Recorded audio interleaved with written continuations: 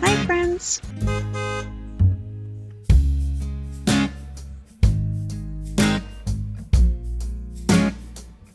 Janet Head Lighthouse in Gore Bay, Ontario, is located on the beautiful Manitoulin Island. The lighthouse sits on the northern shore of Manitoulin Island, overlooking the stunning Lake Huron.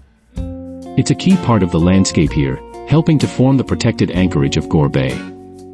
The view from here is absolutely breathtaking.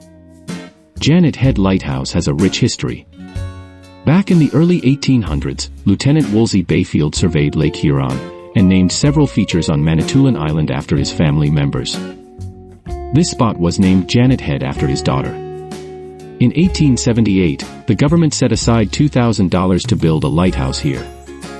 Construction began in 1879, and the lighthouse became operational on October 15th of that year.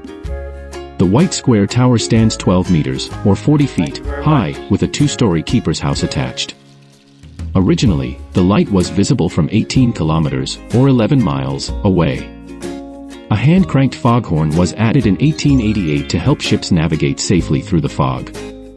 Today, Janet Head Lighthouse is the second oldest lighthouse on Manitoulin Island.